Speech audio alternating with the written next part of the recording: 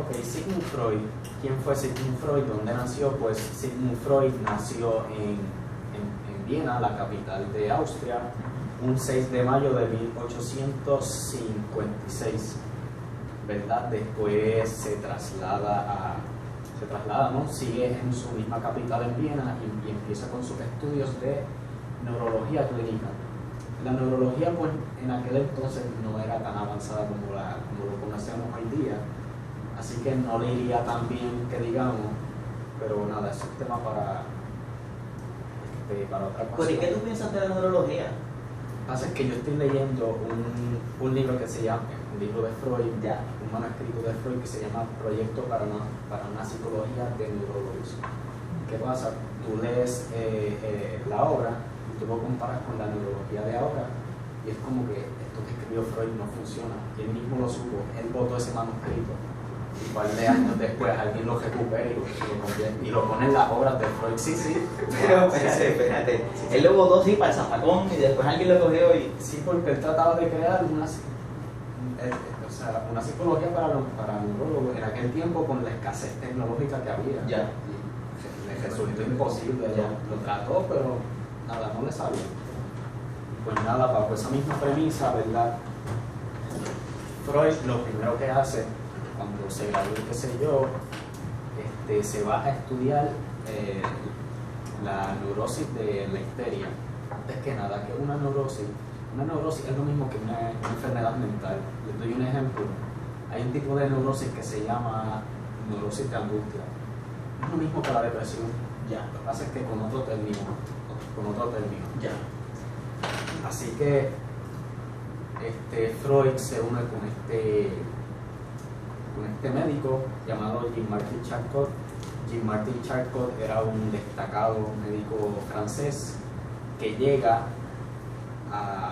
le llamaban el conquistador porque llega a tratar de conquistar ese fenómeno de la histeria, a tratar de descifrar qué es esto de la histeria, porque antes se pensaba que la histeria era... ¿Pero qué es la histeria? Ok, les voy a explicar la razón de la cultura popular de lo que pensaban que era la histeria. Como una locura, como... Sí, una cosa así. Sí, la histeria es como... Está poseído. Es que la histeria es bueno explicarlo con un ejemplo. No sé si alguna vez a ustedes le han dicho cuando ustedes están ansiosos y están caminando de un lado a otro y te dicen, oye, deja la histeria, tranquilízate. Pues Tendría este histérico. Porque eso Aunque mismo. yo creo que nunca he escuchado el término histérico. Siempre es histérica, siempre es la mujer. Sí, creo que tiene una connotación machista, diría yo, ¿no? Wow. Yo nunca he dicho mira este que histérico, siempre mira este histérica, como siempre es una cuestión machista. Mira, coño, no había pensado en No, eso. ve. Sí, wow, eso que traes es bien importante, porque en aquel tiempo la histeria solo se daba en mujeres. Ave María. Si las únicas que estaban locas eran las mujeres entonces. Exacto, Ya. solo se estudiaba en mujeres. ¿Y qué pensaban que era la histeria? Pues histeria etimológicamente viene de útero. De verdad viene de útero. Sí, wow.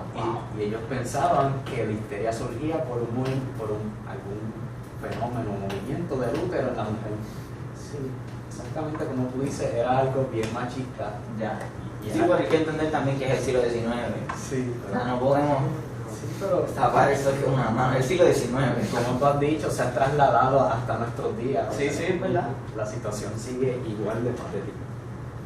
La cosa es que Jean-Martin Charcot, para curar la histeria, lo que hace es que los pone a las pacientes en estado de hipnosis. Tengo que explicarle qué es la hipnosis. No, la hipnosis es cuando te duermen y te dicen, vete, cómete un churrasco. Estás durmiendo y te levantas, vete con un churrasco. Que sí sé cómo Eso debe Sí, funciona. es que es un tipo de sugestión Ya. bien potente. O sea que si yo te digo, si tú estás en la hipnosis y yo te digo mata a Japa, tú bajo la hipnosis lo vas a hacer. Pero que Una pregunta. Un ejemplo de hipnosis, por ejemplo, no sé si yo estoy exagerando, porque obviamente es ficción.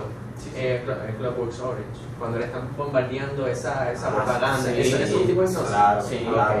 Ese es el tipo de hipnosis más real que yo he visto.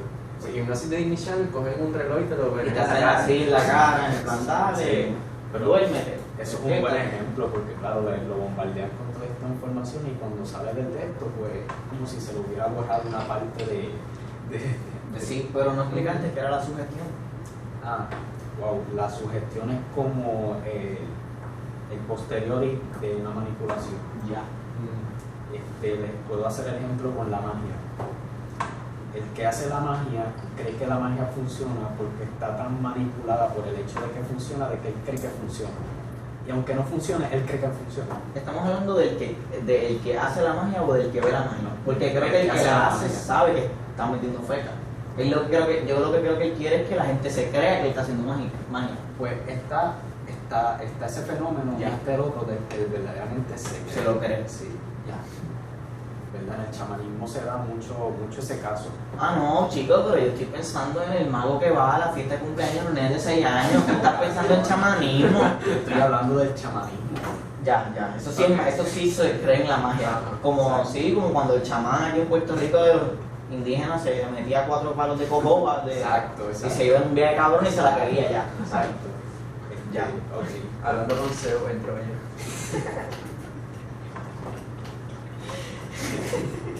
Hablando de consejos en Troya, qué clase feliz. Bueno, Ya, mames, continúa. No, siguen aportando que mientras más yo me ríe, más me relajo. Pone a la paciente en estado de hipnosis y ¿qué es lo que hace? Pues ese síntoma histérico le dice a la paciente, lo elimina. O sea, ¿cómo? No sé, de verdad, no hay escrito sobre eso detalladamente, pero lo que hace es que elimina ese síntoma histérico de la paciente. ¿Cuál es el problema? Y lo que estaba viendo Freud de afuera es que se te está retirando algo que es tuyo, que es parte de ti, ese trauma es parte de ti. Espera, vamos a recapitular rápido, por cuestión de que el que nos está escuchando vaya con nosotros. Por medio de la hipnosis, eliminaban la histeria de las mujeres. Se eliminaba El trauma. el síntoma causado por la histeria. Pero se eliminaba o el síntoma luego volvía como algo peor todavía. A eso iba. Ya. ¿y qué clase de síntomas hay que se eliminaba? Obviamente la histeria como tal, pero estamos hablando de comportamiento, estamos hablando de pensar. Un estamos trauma hablando de chiquito. Sí, porque Te violaron cuando eras pequeña. exacto, síntomas pueden ser muchos, pero de un ejemplo, imagínate que yo te pongo en estado de hipnosis a ti y hago que tú olvides el nombre de tu padre. Y te vas para tu casa y cuando veas a tu padre, porque Pero y te vuelves literalmente histérico otra vez y el síntoma vuelve porque te quité algo que es parte de ti. yo te puedo hacer un ejemplo que un poco más marxista para darte una base más tangible, vamos a decir real, porque todo esto es real, o sea, todo esto es teórico en teoría, ¿no? ¿Sí? Claro. Esto del síntoma, no voy a hablar de la histeria, sino del síntoma y cómo el síntoma puede volver. Como cuando se cambia para derogar una ley. Se cambió una ley, pero esa ley realmente no atacó, no fue revolucionaria, fue reformista. Lo que hizo fue cambiar un poquito, ponerle un parche, una curita. Ajá. Pero si la llaga es lo suficientemente honda, va a seguir saliendo sangre. O va a salir peor si te va a infectar la llaga. ¿Ves? Vuelve como algo peor que el síntoma, al reprimirlo o a esconderlo, vira como un problema de verdad. Sí, tremendo ejemplo, ¿verdad? Y lo que hace Freud es exactamente eso, se da cuenta de que, oye, esto no está funcionando, y ¿qué hace? Se traslada de el gran Jean-Martin Charcot, este gran médico, qué sé yo, y se va con un estudiante que se llama Joseph Breuer, un destacado médico de allí mismo, de Viena. Y recuerden este nombre, Joseph Breuer. Joseph Breuer lo que descubre también bajo la hipnosis, o sea, estaban haciendo lo mismo, estudiar la histeria bajo la hipnosis y tratar de curar los síntomas de la histérica. ¿Y qué es lo que hace Breuer? En vez de retirar el síntoma, le dice al paciente, habla de lo que sea. Y cuando, ¿verdad?, se paraba la hipnosis, el paciente se curaba, ¿verdad?, misteriosamente para aquel tiempo. Y Freud se da cuenta de que, oye, esto que está pasando aquí es una cura a través de la palabra, que de aquí es que viene la famosa tesis de la cura hermenéutica en el psicoanálisis, que es lo que mueve la terapia. Que es sacar el inconsciente. Eso es lo que quiere decir, ¿no? Del inconsciente sacar el síntoma, de que tu inconsciente habla a través de tu cuerpo, Ya. y que el síntoma salga y curar el síntoma. Que esto es lo que los psicólogos y posteriormente psiquiatras, no sé, pero la gente que pretende curar a un paciente de forma científica, por decirlo, de forma empírica, dice que no funciona el psicoanálisis porque no es probable o posible o no se puede sacar del inconsciente. Es que esa antítesis, ¿verdad? La representaciones meta es cuando el médico te está diciendo que para curar tu padecimiento, qué sé yo, toma Panadol, mencióname medicina, Ibuprofen, ibuprofen, en vez de buscar, oye, cómo verdaderamente yo puedo hacer que se te quite el catajo para siempre, Ya. en vez de estar dándote medicina, porque la medicina ve al sujeto como un objeto que tiene un padecimiento. Estás hablando de la medicina como la medicina, la pastilla o la medicina como un ente general. El ver al sujeto como un objeto. La medicina científica contemporánea del día de hoy. Ya. Oye, y perdona que te corté la línea, ahí entonces ¿en qué parte esta separación total que la misma gente, no quiero decir que sabe, pero por ejemplo tú sabes esta diferencia bien grande, la misma gente que sabe conoce la diferencia entre la psicología actual, por así decirlo, la psicología que te dan ahora mismo en la universidad, a la psicología, vamos a decir, europea, que tiene esta base psicoanalítica, ¿verdad? Corrígame si estoy mal. No está mal, porque claro, y eso es algo que principalmente ocurre aquí, la terapia psicológica que nos dan a nosotros, que surge como consecuencia de que somos Una colonia. De Estados Unidos. Exacto, todo se correlaciona. ¿No? Y eso que tú dices es cierto, porque no tan siquiera en Europa, sino que también en Latinoamérica se sigue practicando el psicoanálisis como una terapia que tiene su validez y que se sigue estudiando y que y sigue leyendo a Lacan, etc. Esto puede ser muy interesante a la hora de hacer una tesis doctoral, cómo y en qué momento llega la psicología en Puerto Rico. ¿Ven lo que quiero decir? Como que quién la trae, quiénes son los pensadores. Porque si hago un análisis parecido con el socialismo, ¿quién trajo la guía del socialismo en Puerto Rico? Eran anarquistas que venían de España, que era un socialismo anarquista. O sea, son cosas que yo puedo decir, bueno, pues el socialismo en Puerto Rico, antes del 1950, tenía rasgos de anarquía por esto y esto, pero la psicología en Puerto Rico creo que no voy a decir no hay, porque no sé, desconozco si se sabe quién la trajo, cómo llegó. ¿Saben cuál es la universidad? Carlos Albizu. Sí. Pues Carlos Albizu fue el más pendejo de todo. ¿Por qué? Porque Carlos Albizu emigró. No tiene nada que ver con Albizu Campo, ¿verdad? No, Está bien. Carlos Albizu, junto a un montón de mujeres, que ahora mismo no recuerdo el nombre por culpa de que la universidad se llama Carlos Albizu, Sí. y no una de esas mujeres que fue más importante que él, emigró a Estados Unidos y fueron los primeros que trajeron la psicología que conocemos hoy día. Ya.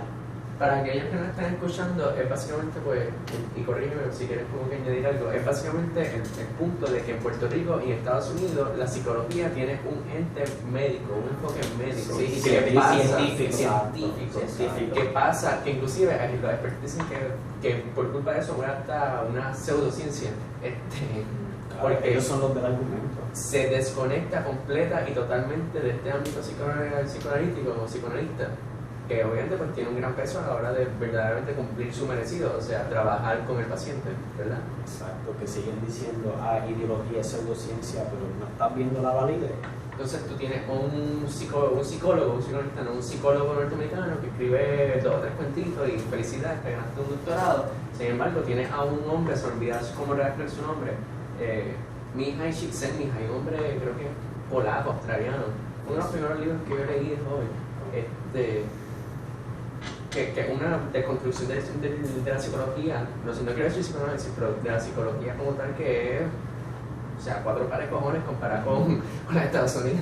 Claro, de que estudiar psicoanálisis es 1000 veces más difícil que estudiar la psicología, claro. Es que podemos decir que la culpa la tiene el cientificismo, la ilustración. Para el filósofo que tenemos aquí de frente, explica rápido la ilustración para que la gente más o menos Sí, está bien. tenga un contexto, ¿sí? Sí. Ok, ¿ilustración en qué ámbito? ¿Cómo? ¿En qué ámbito? Explica cuál es el propósito de la ilustración. Pues es que no quiero entrar en un contexto que derive un montón de lo que estamos hablando ahora mismo. Pues coño, ilustrarse, llegar a la máxima exponencia para ¿Cuál fue la razón? Sí, ¿puedo decir máxima exponencia? Sí, No quiero decir que la razón no es todo, porque eso sería muy Aristotélico. hegeliano. Hegeliano. Sería muy hegeliano Y kantiano, porque Kant tenía la razón. pues que Kant tiene como 4 razones diferentes. Pero pues básicamente sí, esa máxima exponencia de la capacidad humana, artística, de entendimiento, de redacción, histórica. ¿Cuál es el problema? Que quieren llegar a ello mediante la matemática. Exacto. Ahí es que ver entonces todo se toca. Pues la arte porque todo lo que no sea ciencias, matemáticas, se deriva y se convierte en un arte y lo ven como si fuera una mierda hasta que llega Hegel. Hasta que llega Hegel y rescata el arte, rescata la pintura, rescata... ¿Se entiende lo que queremos decir? Sí. Esto es un tema bien interesante, porque yo les puedo hablar de que la psicología científica surgió con el conductismo en Estados Unidos, algo que no tenía nada que ver con la psicología, pero la psicología se apoderó de ella.